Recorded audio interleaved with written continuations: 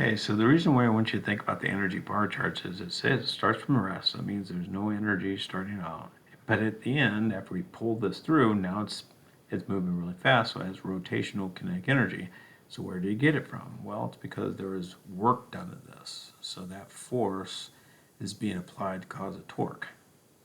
So that's what I want you to understand from that part. Okay, this is going to be using the idea that arc length is equal to r theta. It tells us how much is being pulled out somewhere. Right there, 80 centimeters. That needs to be in meters. It tells us what the radius of that peg is. That has to be in meters. And so we want to find theta, the angular displacement. All right, so in order to figure out how much working is done, then it's going to be the working is equal to the net torque times the angular displacement. Well, we just found the angular displacement. The net torque would be the force that's applied, which is how much there, times the radius, which is given, r, which has to be in meters,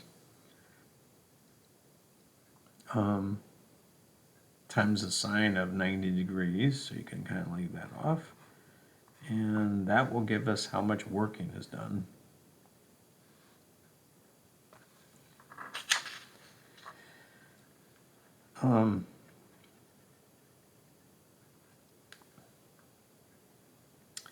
So to figure out the angular speed of this at the very end,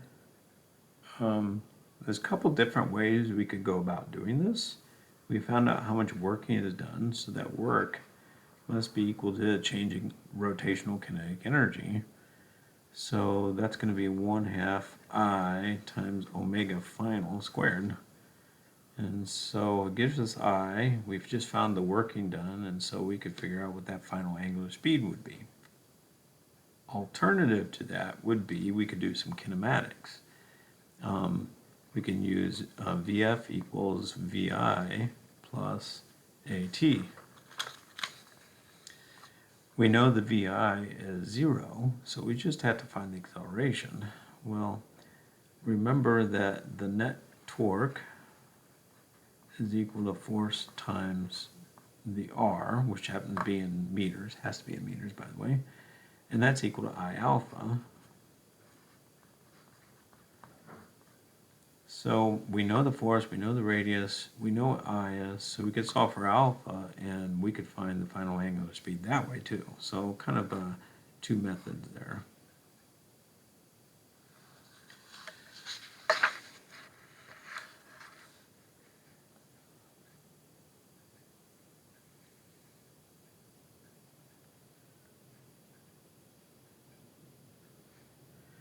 Okay, so doing an energy bar chart for this, when this is held up here really high, at first we'd have gravitational energy storage, and then at the end, we're going to have kinetic energy storage, translational kinetic energy storage in both of these.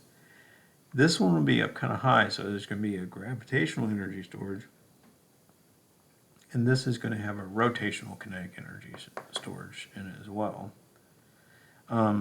Alternative way of doing this, instead of doing energy approach, we can use a force and torque approach. We can do a force diagram, force diagram, force diagram to find the net torque equation, find the net force equation, find the net force equation, and solve it that way. So there's more than one way to do this. I'm going to do this one using energy. So at first, the energy, I think I'm going to do it up here, the energy would be M1GH. And I think they tell us some stuff in here. So for instance, we know what the height is, we know what M1 is. So anyway, that's the initial energy. At the end, it's going to be M2, by the way, M2GH, because it has gravitational energy. Those both have a kinetic energy that's translational, so 1/2 M1 V squared plus 1/2 m2 v squared, and this one has a rotational energy, so 1/2 I omega squared.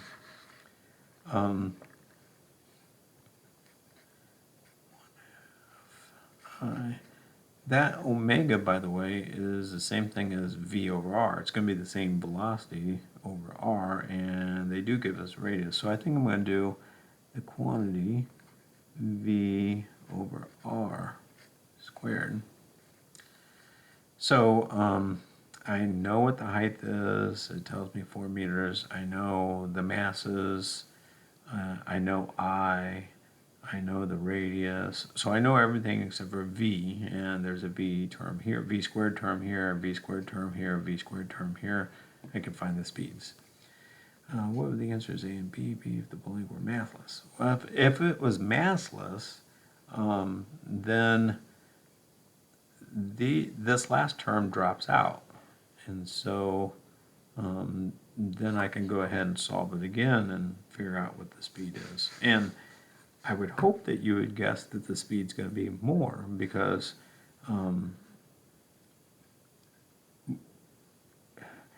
instead of sharing the energy in 3 different storages of energy, a gravitational, a translational, and a rotational, now it's just going to be shared as gravitational and translational. So it has more energy to go into the into the speed of the thing. Okay, this is an actual AP problem here. Okay. So as this rolls down, of course, gravitational energy storage here, as this rolls down, and it's not going to slip. So what's neat about this is there's not any dissipative here. What happens is that static friction force, because it's not sliding, okay, so there's no rubbing like this, that static friction force starts to cause those wheels to start turning. And so that static friction force actually stores energy as rotational energy storage. So it's going from a gravitational energy storage to down here, both translational and rotational energy storage. And then at the end down here, it's going to hit this spring, this bumper here, and it's going to compress it. And so all the energy storage will be as elastic energy storage. All right, so for figuring out A, I need to move this down a little bit. Figuring out A, it's going to be the mass of the entire thing. So we have to be a little bit careful here. Here's the mass of the car, and each of the 4 tires has that mass. So 4 times that would be 1.2. So the total mass would be 2.4. So I'm just going to say m plus 4m g times h, okay? And that's going to be equal to, at the bottom, 1/2 m plus 4m v squared plus 1/2 I, and each one of these is going to contribute its own. So if you think about it, it's going to be 4 of these things. So I think I'm just going to put in here 4I, and it tells us what that I is of each one of these. So I'm just going to put 4I omega squared. Again, that omega is going to be equal to V over R. That's the same V as this one squared. And do they give us a radius? Yeah, that has to be in meters. So we know everything, we can solve for V.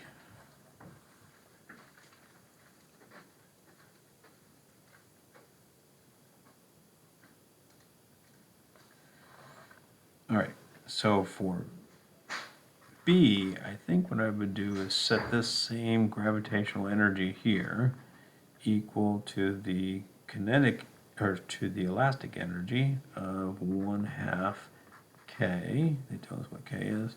times x squared, and then you just solve for x.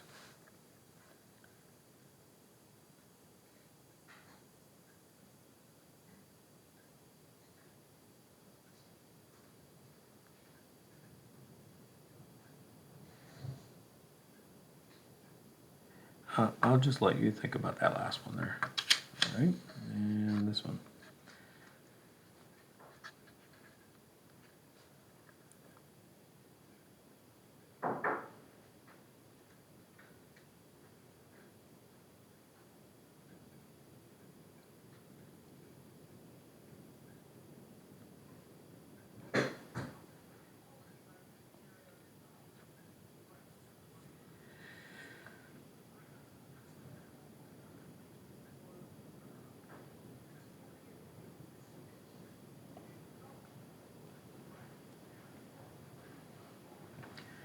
All right, so calculating. I think A should be pretty simple there. That's just simply going to be 1/2 mv squared plus 1/2 I omega squared, where omega is equal to v over r. And it gives us the radius. It tells us what the speed is. It tells us what I is. It tells us the mass. So you should be able to figure that out pretty easy. Okay, this one's a tricky one because when it gets up here, at this point here, we have to figure out what, just as it leaves. Actually, that one's not so hard. Okay, so again, we're going to use energy conservation. So right here is the initial energy. I'll just call that energy initial.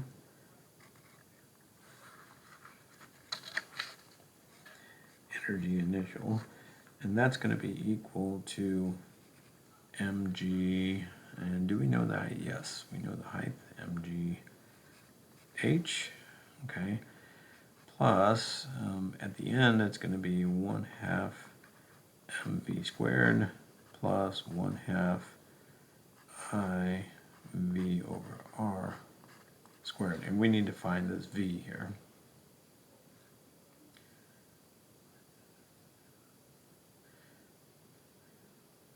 The direction of the velocity would be, it's going to be 15 degrees above the horizontal.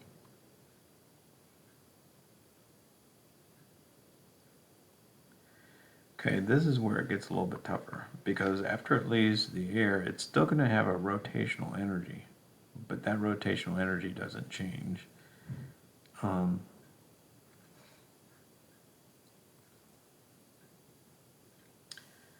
Okay, so we need to find that speed. And so once we find that speed, then we're just going to do kinematics with that. So we know what the height is here, we know what the speed is along this direction. We have to find the x and the y components and do kinematics to figure out how far out it lands.